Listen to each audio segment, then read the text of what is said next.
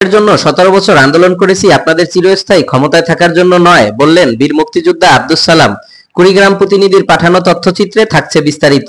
বিএনপির চেয়ারপারসনের উপদেষ্টা বীর মুক্তিযোদ্ধা আব্দুস সালাম বলেছেন, ভোটের অধিকার আদায়ের জন্য 17 বছর আন্দোলন করেছি, আমরা আপনাদের ক্ষমতায় বসিয়ে চিরস্থায়ী ক্ষমতায় থাকার জন্য নয়। তিনি কুড়িগ্রাম জেলা বিএনপির আয়োজিত স্থানীয় ঈদগাহ ময়দানে এক জনসভায় এসব কথা বলেন। বৃহস্পতিবার 20 ফেব্রুয়ারি বিকেল 3টায় জেলার ঈদগাহ মাঠে এই জনসভা অনুষ্ঠিত হয়। প্রধান বক্তা অধ্যক্ষ আসাদুল হাবিব দুলু বলেন, দেশের বর্তমান পরিস্থিতি ফ্যাসিবাদী শাসনের চিত্র তুলে ধরেছেন। জনগণের মৌলিক অধিকার হরণ করা হয়েছে, আইনের শাসন নেই, স্বৈরাচারী সরকার ক্ষমতায় থাকার জন্য নানা চক্রান্ত করেছে, কিন্তু জনগণ রাস্তায় নেমেছে। তারা তাদের গণতান্ত্রিক অধিকার আদায় করবেই। স্বৈরাচারী সরকার মানুষকে মানুষ মনে করে নাই, দেশকে দেশ মনে করে নাই। জেলা বিএনপির আহ্বায়ক মোস্তাফিজুর রহমানের সভাপতিত্বে অন্যান্যর মধ্যে বক্তব্য রাখেন সাবেক মন্ত্রী ও বিএনপির রংপুর বিভাগীয় সাংগঠনিক সম্পাদক অধ্যাপক আসাদুল হাবিব দুলু, সাংগঠনিক সম্পাদক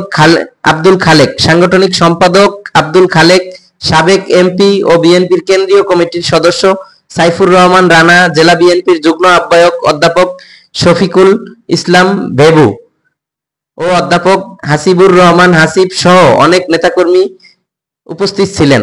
প্রধান অতিথি বীর মুক্তিযোদ্ধা আব্দুস সালাম বলেন, স্বাধীনতার চেতনা রক্ষায় গণতন্ত্র পূর্ণ প্রতিষ্ঠা করতে হবে। একটি অবাধ ও সুষ্ঠু নির্বাচনের মাধ্যমেই দেশকে এই দুঃশাসন থেকে মুক্তি করা সম্ভব। জনগণের ঐক্যই পারে এই স্বৈরাচার শাসনকে অবসান ঘটাতে।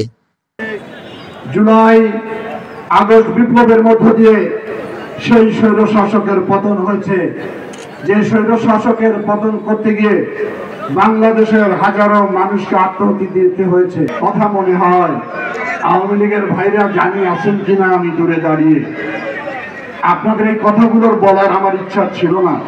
মনে অনেক ব্যথা, অনেক কষ্ট। আপনারা মানুষকে মানুষ মনে করেন নাই, রাজনৈতিক দলকে রাজনৈতিক দল মনে করেন নাই, বাংলাদেশকে বাংলাদেশ মনে করেন নাই।